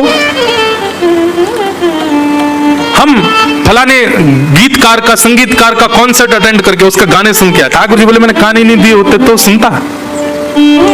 अरे हमने पैदल पूरी परिक्रमा कर दी गिरिराज जी की महाराज, ठाकुर जी बोले पाम ही नहीं दिए होते तो करता। ये मैंने किया, मैंने किया, मैंने किया, आप नहीं कर सकते। आप जो कुछ भी कर रहे हो, सोने से लेकर के खाने तक, खाने से लेकर के अपने जीवन की उपलब्धियों तक, सब ठाकुर जी की कृपा है आप पर। आप स्वयं की सत्ता पर कुछ नहीं कर सकते। इसलिए जो कुछ भी करो हर स्थिति में नारायणायति। अब अभी क्या हमारी स्थिति क्या हो गई है, हमारे साथ कुछ भी अच्छा होता है तो हम सोचते हैं हमने किया, और कुछ बुरा हो जाता है तो गुरु जी के पास, गुरु जी हमारे संग ऐसा क्यों हो गया, हमारे साथ ठाकुर जी ने ऐसा क्यों किया। कभी अच्छे होने पर कभी जाके किसी ब्राह्मण देवता से कहा ठाकुर जी ने हमारे साथ ऐसा क्यों किया, हम तो इसके लायक ही नहीं थे फिर क्यों किया, कभी बोलते हैं हम? कभी नहीं। हमारे साथ बुरा होता है हम तभी ज्योतिषी के पास हाथ क्यों दिखवाते हैं, देखना जरा बुरा क्यों चल रहा है, हमारी जन्म कुंडली देख लो सब बुरा बुरा क्यों हो रहा है। जब अच्छा होता है तब हमको कभी संशय नहीं आता मन में कि मैं तो इस लायक ही नहीं था, मेरी कुंडली देख के बताना अच्छा क्यों हो रहा है मेरे साथ। कभी देखा ऐसा? कभी नहीं। क्योंकि अच्छे पर हमको ये लगता है ये हम कर रहे हैं, और बुरे पे हमको ये लगता है ठाकुर जी हमको, ठाकुर जी पे इतना समय है, इतने इतने खाली बैठे हैं ठाकुर जी, इतने खरब अरब जनसंख्या के, और उसमें भी महाराज छोड़ो, आपको केवल पृथ्वी दिखाई दे रही है, आपको केवल उतना दिखाई दे रहा है जितनी आंखों की क्षमता, ब्रह्मांड उससे कई गुना ज्यादा बड़ा है। एक बार प्रिया प्रियतम की लीला चल रही थी वृंदावन में, ललिता विशाखा दोनों पहरेदारी कर रही थी, इतने में ब्रह्मा जी आए, कोई बहुत इंपॉर्टेंट मीटिंग करनी थी उनको भगवान से, ब्रह्मांड के रिगार्डिंग कुछ निर्णय लेना होगा। तुरंत आ गए वृंदावन। ललिता विशाखा जी बोली रुकी रुकी रुकी, कहां जा रहे हैं आप? बोले आप मुझे नहीं रोक सकते। बोले अंदर निवृत्त निकुंज की लीला चल रही है, सखियों का प्रवेश नहीं है, आप कहां भीतर जा रहे हैं? बोले अरे आप जानते नहीं मैं ब्रह्मा हूं, ब्रह्मा को आप नहीं रोक सकते। ललिता विशाखा बोली क्षमा करो, भीतर तो नहीं जान देंगे। ब्रह्मा जी बोले आप लोग मुझको रोक रही हैं, अभी आप जानती नहीं है मैं कौन हूं। बोले कौन हूं? बोले मैं ब्रह्मा हूं। आपने गलती से भी अगर भगवान को जाके बता दिया ना ब्रह्मा आया है, तो पहले तो आपको दो बात डांटेंगे, तुमने ब्रह्मा को नहीं आने दिया अंदर। इसलिए मेरी प्रार्थना स्वीकार कीजिए, कैसे भी भगवान को यह बात पता लगवाइए कि ब्रह्मा आया है, बहुत जरूरी बात करनी है मुझे भगवान से। ललिता विशाखा बोले रुको हम अभी कुछ करते हैं। ठाकुर जी किशोरी जी लीला कर रहे थे, निकुंज में, निवृत्त निकुंज में प्रत्यक्ष नहीं जाती सखियां, किसी वृक्ष के पीछे छुप करके कोई आज्ञा लेनी होती वहीं से बोल देती हैं। तो ललिता ने धीरे से आवाज करके बोली हे श्याम सुंदर, क्षमा प्रार्थी हैं, आपकी लीला में हम विघ्न बन रहे हैं। तो द्वार पे एक व्यक्ति आयो है और बार बार यूं कह रहा है कि मेरा नाम जाके ठाकुर जी को बताए दो। ठाकुर जी बोले कौन आया है? बोले यूं कह रहा हूं मैं ब्रह्मा हूं, ब्रह्मा आयो है आपके मिलवे के काजे। ठाकुर जी बोले कौन सा ब्रह्मा आया हो, बात नाम पूछ के आओ। ललिता जी बाहर गई, बाहर जाके बोली आपका नाम क्या है? ठाकुर जी नाम पूछ रहे हैं। ब्रह्मा जी हंसने लगे, अरे मैं ब्रह्मा हूं, चतुरानन, मुझे चतुरानन भी कहा जाता है, पूरी सृष्टि का रचयिता मैं हूं, ब्रह्मा। जाके ठाकुर जी से बोलिए, आदि कवि ब्रह्मा, आदि सृष्टि रचयिता ब्रह्मा, चतुरानन ब्रह्मा, ये सब मेरी उपाधियां, जाके बता दो भगवान को। ललिता जी जाके बोली जय जय, वो तो यूं कह रहा बाने सृष्टि बनाई है, पूरा ब्रह्मांड बनाया हो कहिए बाने, आदि कवि बता रहे हो अपने आप ने, बताए तो कहा करना, बहुत देर से प्राणन ने पी रहा हमारे ने भीतर आवे को। ठाकुर जी बोले ब्रह्मा से जाके कहो श्री कृष्ण के शरीर में जितने रोए हैं ना, प्रत्येक रोए में 1-1 करोड़ ब्रह्मांड है और हर एक ब्रह्मांड में एक ब्रह्मा है। श्री कृष्ण के एक रोए में करोड़ ब्रह्मांड है, उन करोड़ ब्रह्मांड में एक ब्रह्मांड में एक ब्रह्मा है। मतलब एक रोए में कितने ब्रह्मा हो गए? 1 करोड़ ब्रह्मा। और पूरे शरीर में रोए कितने हो गए? असंख्य। तो इसका मतलब कितने? ललिता जी बोली ठीक है मैं बता दूंगी, मेरा दिमाग दर्द है जाएगा, इतना तो ना समझ पाऊंगी। बाहर जाके बोली अरे ब्रह्मा जी सुनो, श्री कृष्ण यूं कह रहे हैं उनके एक रोए में 1 करोड़ ब्रह्मांड हैं और प्रत्येक एक ब्रह्मांड में एक ब्रह्मा है, तुम कौन से ब्रह्मा हो ये बताओ। ब्रह्मा जी मूर्छित होकर गिर पड़े वहीं पे, बोले ये तो मुझे आज पता चला, ऐसा मेरे अलावा भी ब्रह्मा है क्या? तो भैया आपको ये लगता है कि ये ऋषिकेश, दिल्ली हो गया, बंबई हो गया, हैं लंदन हो गया, अमेरिका हो गया, ये पृथ्वी हो गई, ये बस। ठाकुर जी को कभी कभी याद आता होगा कि ये भी है, इतना बड़ा ब्रह्मांड है ठाकुर जी का। और उस ब्रह्मांड में, इतने विकसित ब्रह्मांड में ठाकुर जी को आपको कष्ट देने के लिए समय निकाल लें। मेरे जीवन में इतना कष्ट क्यों दिया भगवान? भगवान इतने खाली बैठे हैं क्या? उनको ये पता है क्या कि मेरे को क्या देना है जीवन में? इसलिए कष्ट आने पर कोसना बंद करो भगवान को। वो ठाकुर जी से आके कहते हैं आपने ऐसा क्यों कर दिया मेरे साथ, नाथ मेरा जीवन ऐसा क्यों कर रहे हो? भगवान ने इतनी सुंदर व्यवस्था बनाई है, इतना बढ़िया तो कोई इंजीनियर भी नहीं बना सकता किसी फैक्ट्री को, जैसा ठाकुर जी ने इस ब्रह्मांड को बनाया है। व्यक्ति अपने कर्म से भोगेगा अपने आप, जो भी भोगेगा। भगवान ने कुछ अपने हाथ में नहीं रखा कि इसको ये देना है, इसको ये देना है। कर्म सुधर जाएंगे तो बुरे कर्मों का फल कम हो जाएगा, कर्म बिगड़ेंगे तो सुधरे हुए कर्मों का फल कम हो जाएगा। अपने आप सब कुछ सिस्टमैटिक ढंग से अपने आप विविध रूप से चलता है। ठाकुर जी पर समय नहीं इतना वो हमें कष्ट देने बैठे। सब कर्म फल भोग रहे हैं। आप केवल अपने भजन के भाव से, अपने हृदय की शुद्धता से, अपने कर्मों की शुद्धता से अपने दूषित कर्मों को शुद्ध कर सकते हो। ठाकुर जी के हाथ में दुख सुख देना नहीं है तो सब उन्हीं के हाथ में, लेकिन वो इतना समय नहीं है उनके पास कि वो विचार करें आपके लिए। उसके लिए क्या करो? तो वही भागवत धर्म बता रहे हैं, आप जो कुछ भी अच्छा करते हो सब में ये बात मानो कि सब ठाकुर जी की कृपा से हुआ, और जो कुछ भी गलत हो रहा है या जो भी संकट कष्ट जीवन में आ रहे हैं उसमें स्वयं को कोसो। निश्चित ही मेरा प्रारब्ध होगा, निश्चित ही मेरे कर्म ऐसे होंगे, इसीलिए मैं इस भोग को भोग रहा हूं, इस कष्ट को भोग रहा हूं। उल्टा करो। सुख सब भगवत कृपा से आता है, अच्छा सब भगवत कृपा से होता है, और जो कुछ भी हमारे यहां विलग हो रहा है मेरे जीवन में, सब मेरे कर्म हैं, मेरे प्रारब्ध हैं। कर्म प्रधान विश्व रचि राखा, जो जस करहि सो तस फल चाखा। इसलिए भक्ति पति का नियम क्या होना चाहिए? कायेन वाचा मनसेन्द्रियैर्वा बुद्ध्यात्मना भा अनुषितस्व भावा करोमि यत् यत् सकलम परस्मै नारायणायेति समर्पयामि। अपनी काया से, अपने मन से, अपनी बुद्धि से, अपने वचन से, अपनी वाणी से, अपने विचार से जो कुछ भी करे सब ठाकुर जी को अर्पित। मेरी कोई सत्ता नहीं है, मेरी कोई स्थिति नहीं, सब ठाकुर जी आपके अनुग्रह से हो रहा है। तो ये प्रथम प्रश्न था राजा निमि का, और कवि नाम के प्रजापति ने उसका ये उत्तर दिया। अब दूसरा प्रश्न यहां पर करते हैं। तो दूसरा प्रश्न, इसका उत्तर सुनो फिर आज की कथा को विराम देंगे। कि अथ भागवतम ब्रूत यद्धर्मो यादृशो नृणाम यथा चरति यद्ब्रूते यर्लिंगैर भगवत प्रिय। कितना अच्छा प्रश्न है। प्रश्न क्या है कि भगवत प्रिय जो होते हैं, ठाकुर जी के प्रिय जो होते हैं, वो लोग कैसे चलते हैं, वो लोग कैसे बोलते हैं, उनका स्वरूप कैसा होता है, उनका स्वभाव कैसा होता है, उनकी विचारधारा कैसी होती है, उनके नियम कैसे होते हैं, कृपा करके मुझे भगवत प्रियों के लक्षण बताओ। यहां पर ठाकुर जी के लक्षण नहीं पूछे, ठाकुर जी को जो प्रिय है। मैं एक बात कथा में कहा करता हूं, हमारा उद्धार, हमारे जीवन का कल्याण क्या है? हमको ठाकुर जी प्रिय लगे नहीं, ठाकुर जी के हम प्रिय हो जाएं। श्याम सुंदर सदा हमको प्यारे रहें, हम उन्हीं के रहें, वो हमारे रहें। श्याम सुंदर सदा हमको प्यारे रहें, हम उन्हीं के रहे, हमारे रहे।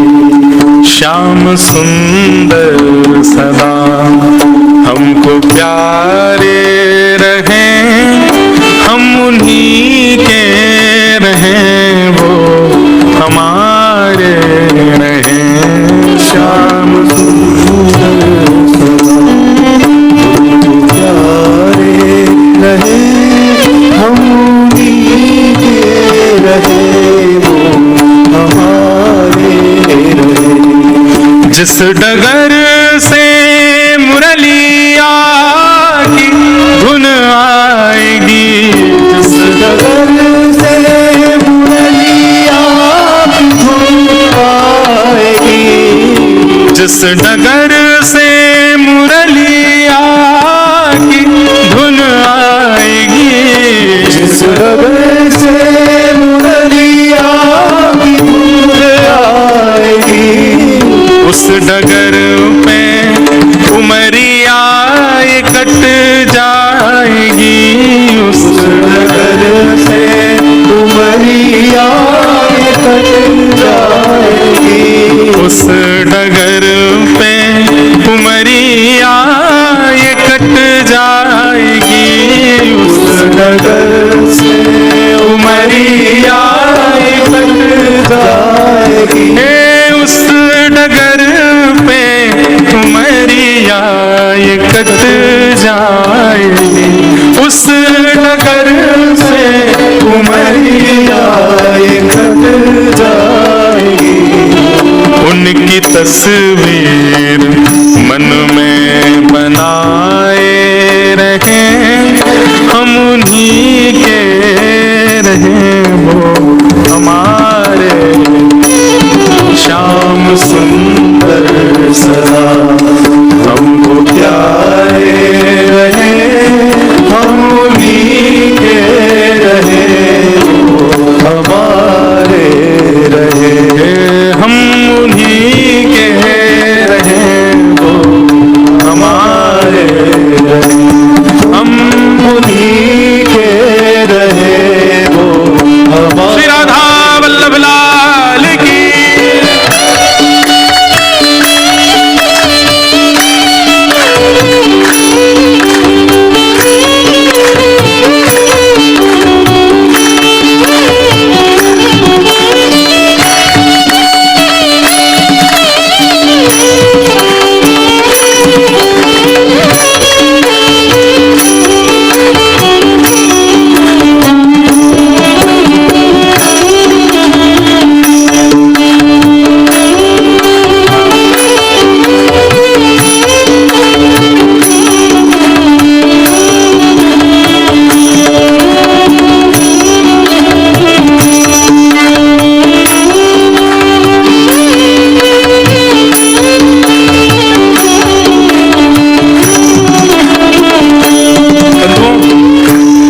सबसे बड़ा सुख पता है क्या है?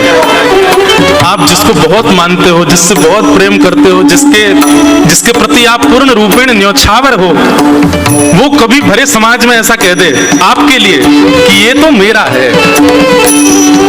ऐसा लगता है कि बस अब इसके बाद तो जीवन हमारा भले यहीं खत्म हो जाए, अब और कुछ नहीं चाहिए।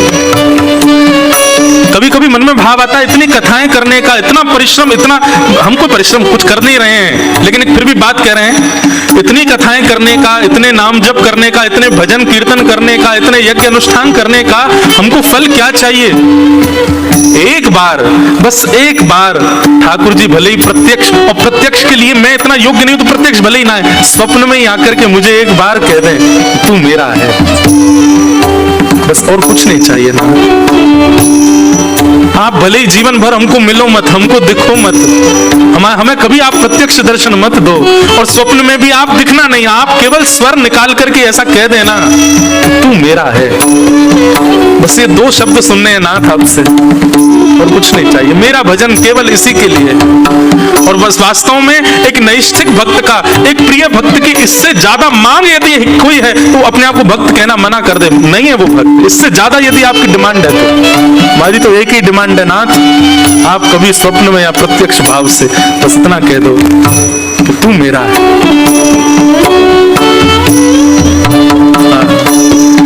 मोह माया की नदिया बही जा रही, मोह माया की नदिया बही जा रही, मोह माया की नदिया बही जा रही, मोह माया की नदिया बही जा रही, मन की ममता को खींचे चली जा रही, मन की ममता को खींचे चली जा रही। माया किसको कहते हैं पता है?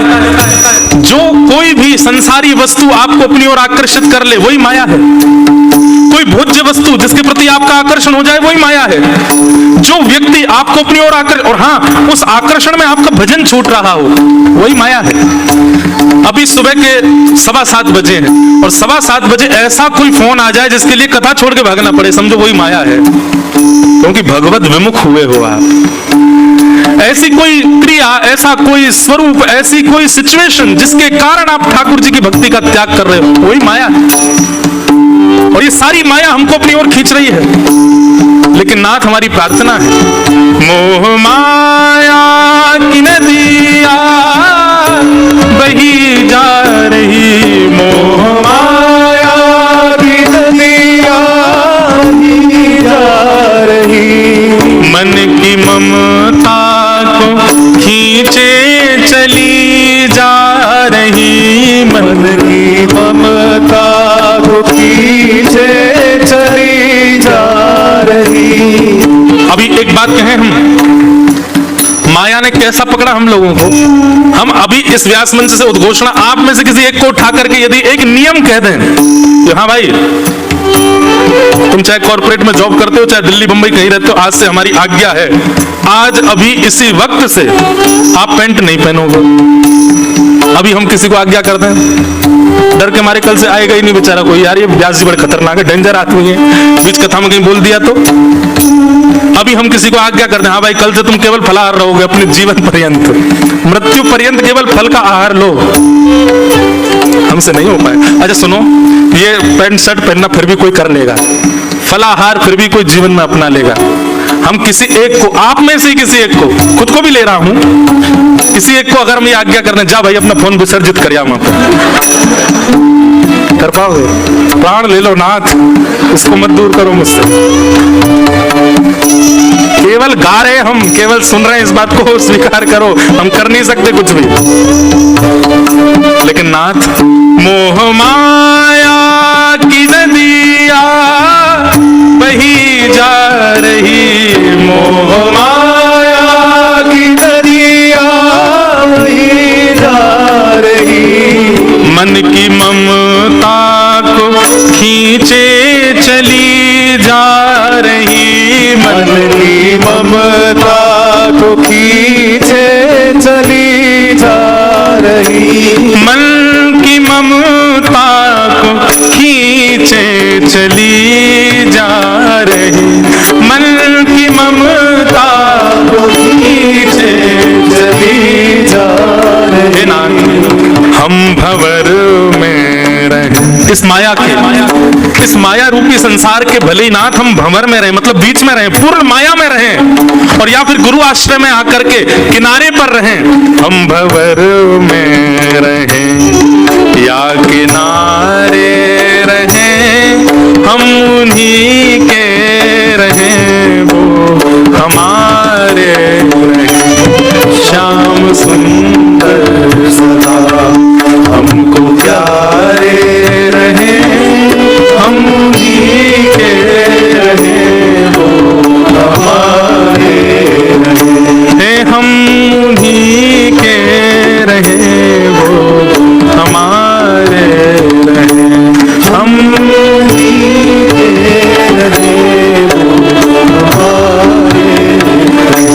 प्रेम पीयूष की धार बहती रहे, प्रेम पीयूष की धार बहती रहे, नित्य घन श्याम रसना ये कहती रहे, नित्य घन श्याम रसना बहती रहे, ओ नित्य राधे श्याम रसना ये कहती रहे, नित्य राधे श्याम रसना बहती रहे, ओ नित्य घन श्याम रसना ये कहती रहे, नित्य घन श्याम रसना ये कहती रहे।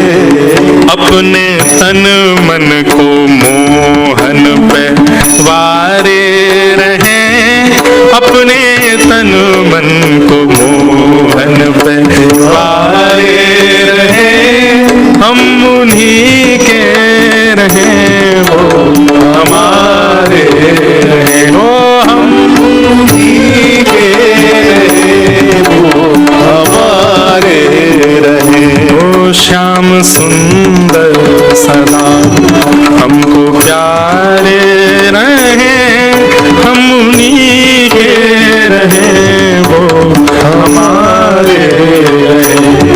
श्याम सुंदर सदा हमको प्यारे रहे, हम उन्हीं के रहे, वो हमारे रहे। हाँ हम उन्हीं के रहे, वो हमारे रहे, हम उन्हीं के रहे।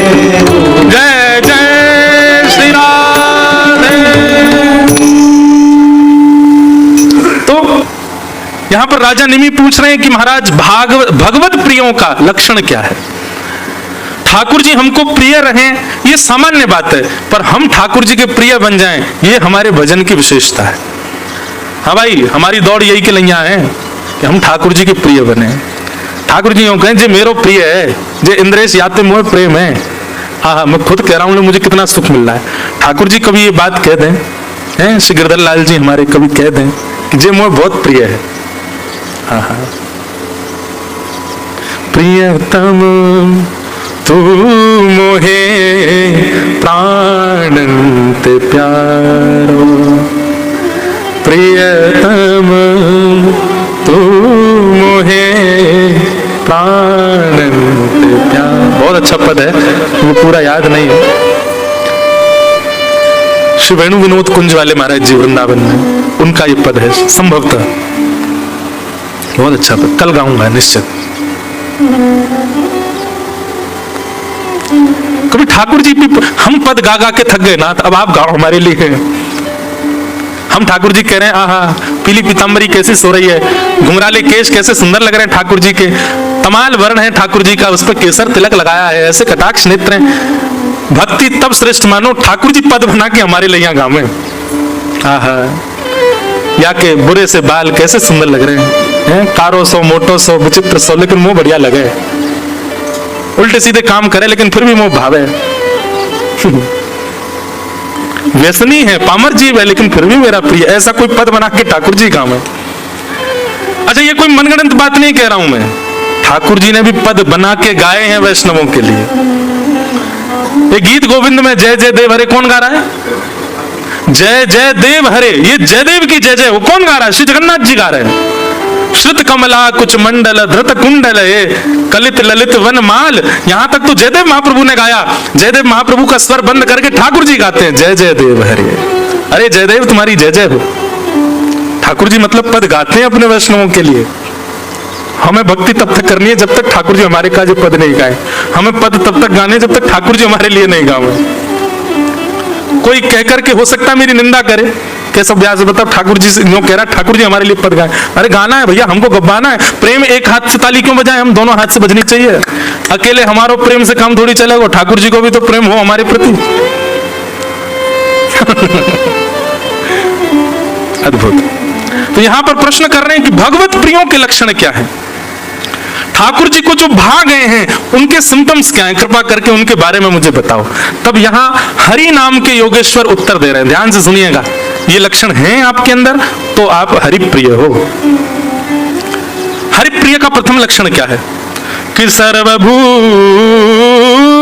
यः पश्येत् भगवद् भावमात्मना भूतानि भगवत्यात्मन् एष भागवतोत्तम। तीन प्रकार के प्रिय बताए भगवान के।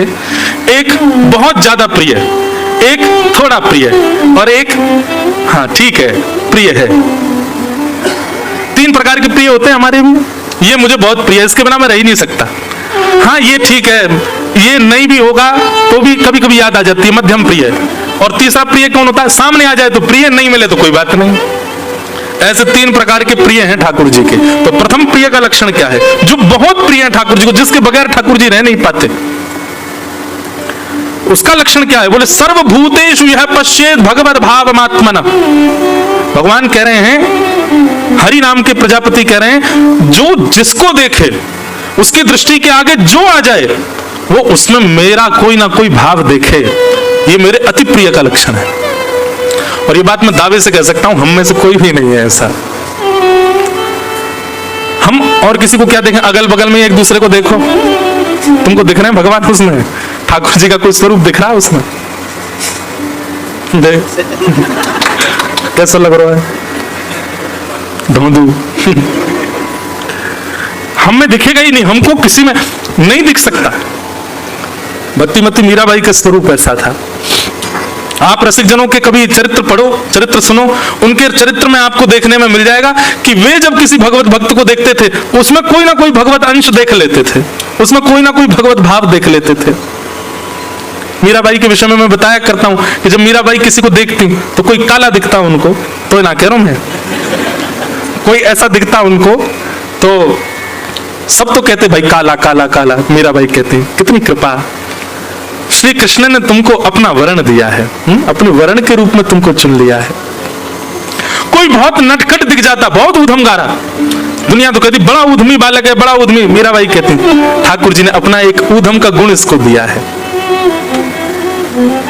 कोई बहुत अच्छा नृत्य करता तो उसकी विशेषता नहीं है ये, मीराबाई उसमें भी यही देखती ठाकुर जी ने अपना नृत्य का गुण इसको दिया है। ऐसी दृष्टि की जिसकी हो जाए, वो जिसको देखे उसके गुण में कोई भगवत संबंध देख ले। कोई बहुत सुंदर है, सब उसकी सुंदरता की प्रशंसा कर रहे हैं, पूछ रहे तुम क्या लगाते हो चेहरे पे, तुम कौन से साबुन से नहाते हो, तुम क्या खाते पीते हो, इतने बढ़िया दिखते हो।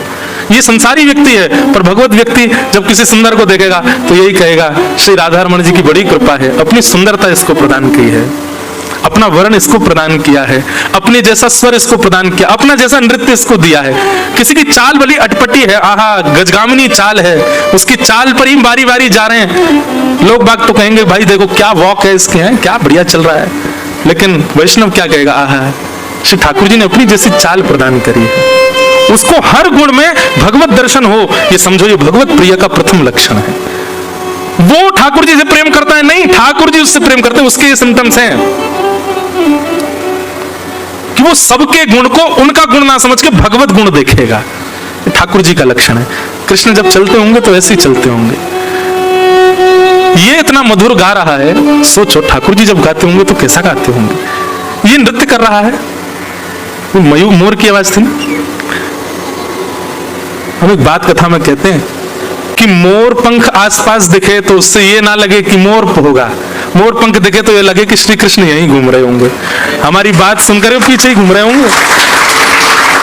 हम दावे से कह रहे हैं यहीं डोल रहे हैं पीछे, बैठे बैठे वहीं से पाम लटकाए नीचे सुन रहे हैं सबरी बात। स्वयं तो चुपचाप बैठे होंगे, सोई मोर ने हमको प्रमाणित कर दिया यहीं बैठे हैं जिनके बारे में बता रहे हो। इत्र की सुगंधी आने पर यह ना लगे कि कोई इत्र की शॉप होगी, ऐसा लगे कि निश्चित ही श्री कृष्ण भ्रमण कर रहे होंगे, उन्हीं के तन की सुगंधी है। कहीं सुंदर स्वर सुनाई दे तो यह ना लगे कोई संगीतकार रियाज कर रहा है, बल्कि ऐसा लगे कि श्री कृष्ण ही बैठ करके अपने सखाओं के साथ में आनंद कीर्तन कर रहे होंगे। ये भ्रांति नहीं है, ये वास्तविकता है। ऐसे विचार आने लग जाए, सुंदर सुगंधी आ जाए भोजन की तो ये ना लगे कि कुछ अच्छा बन रहा है रसोई में, बल्कि ऐसा लगे कि ठाकुर जी ने आज प्रेम से प्रसाद अरोगा होगा। तो हरिप्रिय के लक्षण क्या है? सर्वभूतेषु यह पश्येत, जो सब में उनके गुण ना देख करके उनके गुण को ठाकुर जी का गुण देख करके देखता हो। इसकी सुंदरता, आहा कितना सुंदर, उसकी सुंदरता नहीं, ये इतना सुंदर है, श्री कृष्ण कितने सुंदर होंगे। अपना सुंदरता का एक छींटा दिया है ठाकुर जी ने इसको, इतना अच्छा गा रहा है। अरे ठाकुर जी इससे मधुर गाते होंगे, ठाकुर जी के सुंदर गायन का एक अंश मात्र है इसके अंदर। इसका नृत्य कितना अच्छा, ठाकुर जी ने अपना, अरे राम काला काला है, अरे ठाकुर जी ने अपना वर्ण दिया है इसको। सब लोगों में जब देखे तो भगवत भाव का दर्शन करे। कोई व्यक्ति बड़ा चतुर हो, उसमें भी ये दिख जाए महाभारत में कृष्ण ऐसे ही रहे होंगे, चतुराई से सोचते रहे होंगे, करना है ऐसे करना है, ऐसी दृष्टि हो जाएगी ना, आपको किसी में अवगुण दिखेगा ही नहीं, सब में गुण दिखेंगे। फिर ये भगवत प्रिय का प्रथम लक्षण। सर्वभूतेषु यह पश्येत भगवत भावमात्मनः, भगवत भाव का सब में दर्शन करे, ये वैष्णव हरिप्रिय का प्रथम लक्षण। और दूसरा लक्षण क्या है? बोले दूसरा लक्षण कह रहा है कि जब सबको देखे तो सब में भगवत भाव का दर्शन करे, और जब ठाकुर जी को देखे तो सबको भूल के इन्हीं को सब कुछ मान के देखे। जब तक भार था तब तक इसमें ये गायन का गुण, इसमें नृत्य का गुण, ये सुंदर है, ये धनवान है, आदि आदि ये सब दिख रहा है, पर जब जैसे ही ठाकुर जी के सामने गया सबको भूल जाए, सब कुछ यही तो है।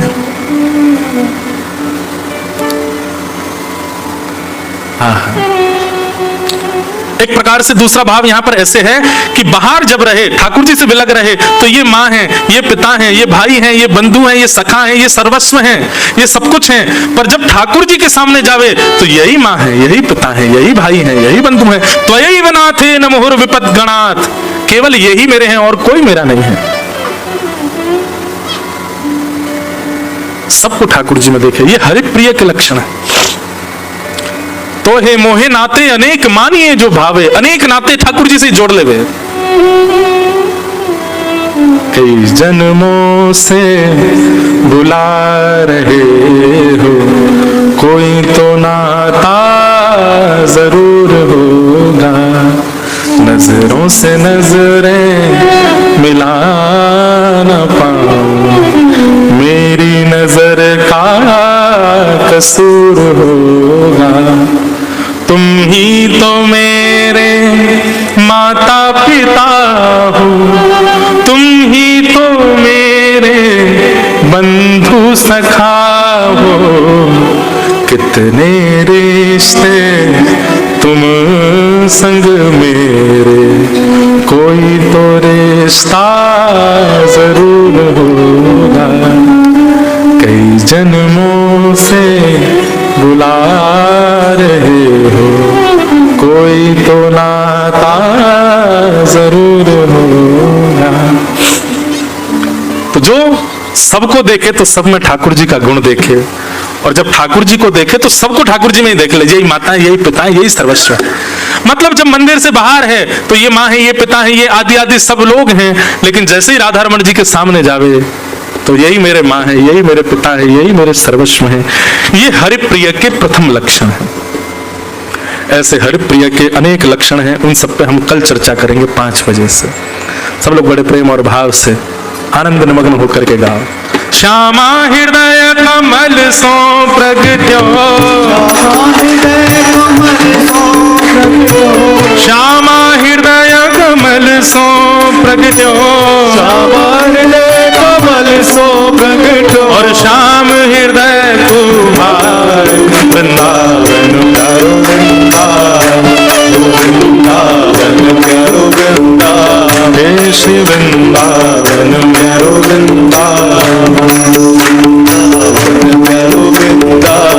सब सुख सागर रूप उजागर रहे वृंदावन धाम।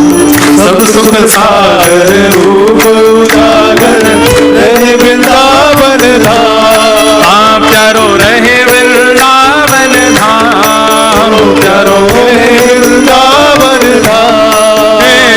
रूप गोस्वामी प्रगट कियो जहाँ, रूप गोस्वामी प्रगट कियो जहाँ। रूप गोस्वामी प्रगट कियो जहाँ, रूप गोस्वामी प्रगट कियो। राधा गोविंद रूप निधान, वृंदावन प्यारो वृंदावन, हे श्री वृंदावन मेरो वृंदावन। रूप गोस्वामी प्रगट कियो जहाँ, गोस्वामी प्रगट कियो जहाँ। देखो हम 1 महीना बाद गा रहे हैं ये पद। आप में से जो भी व्यक्ति करताल बजा के और भाव से नहीं गाएगा, अगले जन्म में उसका ध्यान नहीं होगा।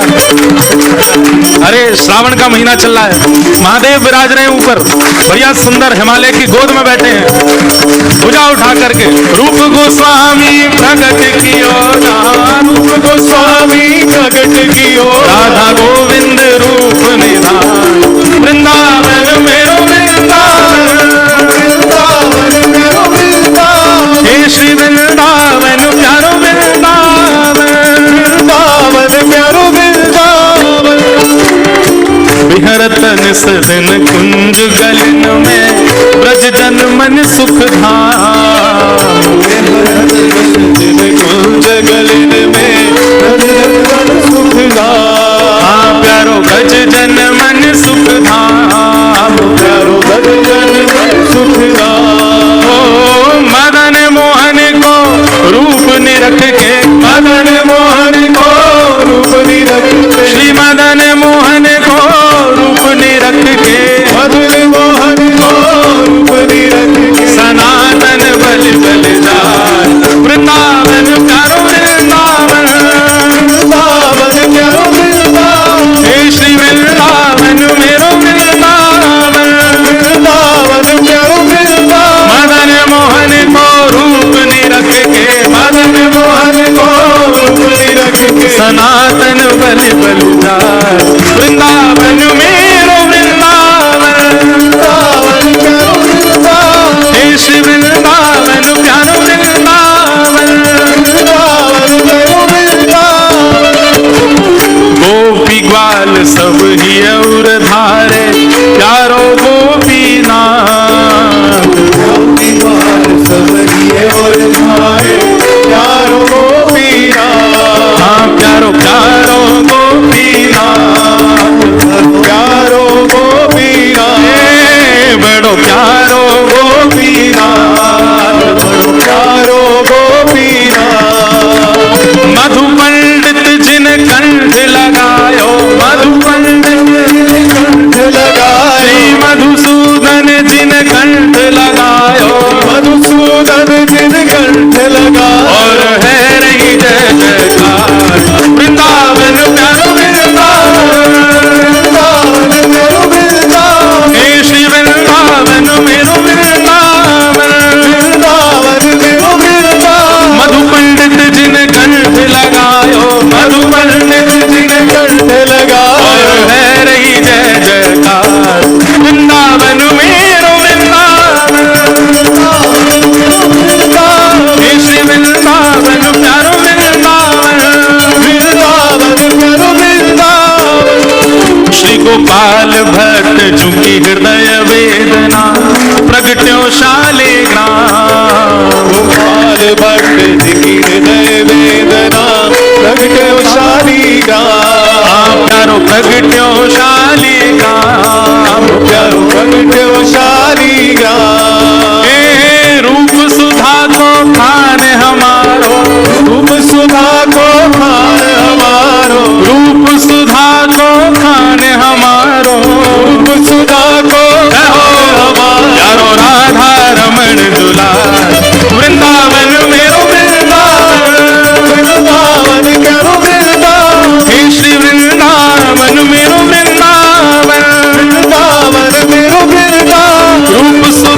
खान हमारो, रूप सुधा को खान हमारो, हे वृंदावन में सबसे न्यारो, वृंदावन में सबसे प्यारो, राधा रमण दुलार, वृंदावन मेरो वृंदावन, वृंदावन प्यारो वृंदावन, हे श्री वृंदावन प्यारो वृंदावन, वृंदावन प्यारो वृंदावन। आतुर हित हरिवंश पुकारो, श्री राधा राधा नाम, आतुर है हरिवंश पुकारो, राधा राधा नाम, हे बड़ो प्यारो राधा नाम, बड़ो प्यारो राधा नाम, हे बड़ो मीठो राधा नाम, बड़ो मीठो राधा नाम, हे सघन कुंज यमुना तट आयो, सघन कुंज यमुना तट आयो, सघन कुंज वृंदावन आयो, सघन कुंज वृंदावन आयो, प्यारो राधा वल्लभ लाल, वृंदावन मेरो वृंदावन, वृंदावन मेरो वृंदावन, हे श्री वृंदावन प्यारो वृंदावन, वृंदावन प्यारो वृंदावन, सघन कुंज यमुना तट आयो, सघन कुंज यमुना तट ओ आयो, प्यारो राधा वल्लभ लाल, वृंदावन मेरो वृंदावन, वृंदावन प्यारो वृंदावन, हे श्री वृंदावन मेरो वृंदावन, वृंदावन मेरो ओ जय जय राधा वल्लभ हित हरिवंश, राधा वल्लभ श्री हरिवंश, ओ जय जय राधा वल्लभ प्यारो हरिवंश, राधा वल्लभ प्यारो हरिवंश, ओ जय जय श्री वृंदावन श्रीवन चंद, वृंदावन श्री वृंदावन, ओ जय जय श्री वृंदावन श्रीवन चंद, वृंदावन श्री वृंदावन, ओ जय जय राधा वल्लभ प्यारो हरिवंश, राधा वल्लभ प्यारो हरिवंश, ओ जय जय राधा वल्लभ प्यारो हरिवंश, राधा वल्लभ प्यारो हरिवंश, जुगल किशोर को लाड लड़ायो, नवल कुंज ही अमार, कल किशोर को लाड लड़ायो,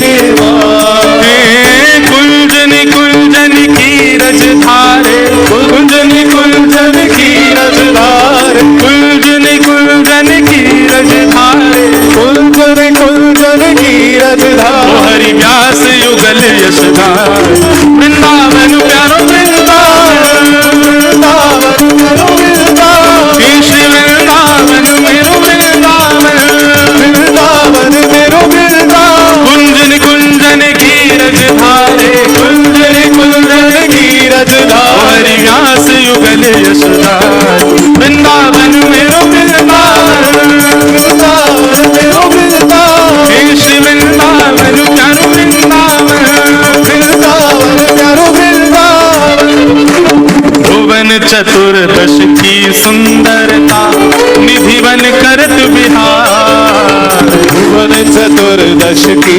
सुंदरता, निधि बन करत बिहार, हाँ प्यारो निधि बन करत बिहार, प्यारो निधि बन करत बिहार, हे प्यारो निधि बन करत बिहार, प्यारो निधि बन करत बिहार, भाव से श्यामा प्यारी कुंज बिहारी, श्यामा प्यारी कुंज बिहारी, श्यामा प्यारी बांके बिहारी, श्यामा प्यारी बांके बिहारी, और जय जय श्री हरिदास, वृंदावन प्यारो वृंदावन, वृंदावन प्यारो वृंदावन, हे श्री वृंदावन मेरो वृंदावन, वृंदावन मेरो वृंदावन, श्यामा प्यारी कुंज बिहारी, हरिदास दुलारी, श्यामा प्यारी कुंज बिहारी, जय जय श्री हरिदास दुलारी, श्यामा प्यारी बांके बिहारी, श्री हरिदास दुलारी, श्यामा प्यारी कुंज बिहारी, श्री हरिदास दुलारी, श्यामा प्यारी कुंज बिहारी, श्री हरिदास दुलारी, हे श्यामा प्यारी कुंज बिहारी, श्री हरिदास दुलारी, श्यामा प्यारी बांके बिहारी, श्यामा प्यारी बांके बिहारी, जय जय श्री हरिदास, वृंदावन मेरो वृंदावन, वृंदावन प्यारो वृंदावन, हे श्री वृंदावन मेरो वृंदावन, वृंदावन मेरो वृंदावन। और हम तो मानते हैं हम जो भी कुछ कर रहे हैं जिनकी कृपा कृपा से कर रहे हैं वो हमारे प्यारे गिरधर लाल हैं। उन्हीं की ही इच्छा थी शायद यहाँ आकर के ये क्रम हो, कथा का हो। इसीलिए आप लोगों को खूब परेशान किया ठाकुर जी ने, कभी कहीं कभी कहीं कभी कहीं आ गए जहां उनको पसंद था आना।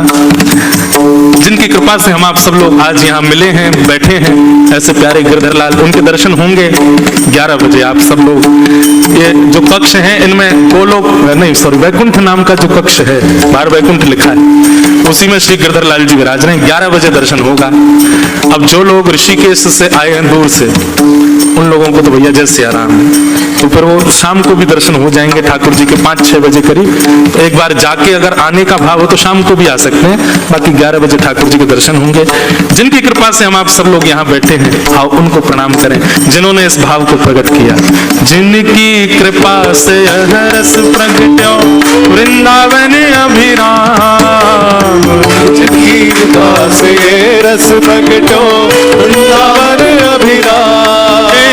सप्त निधिन को ही उजियारो, सप्त निधिन को ही उजियारो, यह आनंद करवावे वारो, ये आनंद करवावे वारो, और हम सबको मिलवावे वारो, हम सबको मिलवावे वारो, ओ यह आनंद करवावे वारो, ये आनंद करवावे वारो। हमारो गिरधर लाल वृंदावन करो वृंदावन, वृंदावन करो वृंदावन, श्री वृंदावन मेरो वृंदावन, वृंदावन करो वृंदावन, यह आनंद करवावे वारो, आनंद करवावे वारो, ऋषिकेश बुलवावे वारो, ऋषिकेश बुलवावे वारो, हमारो गिरधर लाल वृंदावन करो वृंदावन, वृंदावन करो वृंदावन, श्री वृंदावन मेरो वृंदावन, वृंदावन करो वृंदावन। जय राधे राधे, राधे राधे राधे, राधे राधे भानु दुलारी, राधे राधे भानु दुलारी। राधे राधे। अरे स्वर ऐसा निकलना चाहिए कि नीलकंठ महादेव भी सुने। हाँ भैया, सबरे ब्रजवासी गा रहे हैं।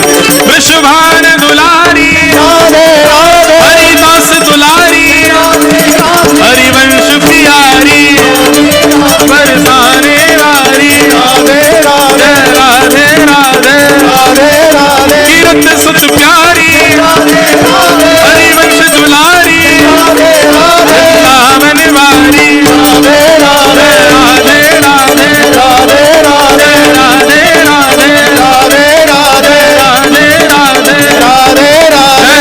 जय जय श्री राम, जय जय श्री राम, जय जय श्री राम। बोल वृंदावन बिहारी लाल की, श्री राधा रमण लाल की, श्री राधा वल्लभ लाल की, प्यारे गिरधर लाल की, देवादिदेव महादेव नीलकंठ भगवान की, पर्वतराज हिमालय की, जगत जननी गंगा मैया की, बद्री केदारनाथ धाम की, श्याम सुंदर श्री यमुने मैया की, गोवर्धननाथ की, पूछरी के लौटा की, प्यारे क्या बात है वंशी वारे, शाबाश है। सबको बहुत बहुत प्रणाम। आरती हम लोग भागवत जी की कर लें, क्योंकि मूल रूप से भले सप्ताह नहीं है लेकिन भागवत जी विराजी हैं। उसके बाद आप सब लोग कल 5 बजे से पुनः अपने अपने स्थान पर एकत्रित होंगे। सबको जय श्री कृष्णा, जय सिया राम। मंत्र से ही श्री भागवत जी की आरती। चंद्रमा मनसो जात चक्षो सूर्यो अजायत सोत्राद्वायुष प्राणशग्निरजायत इदगुं हवेः प्रजननं मे अस्तु दशवीरगुं आत्मसनि प्रजासनि पशुसनि लोकसन्य भयसनि अग्निः प्रजां बहुलां करोत्मन्नं पयोरेतो अस्मात् सुभक्ता।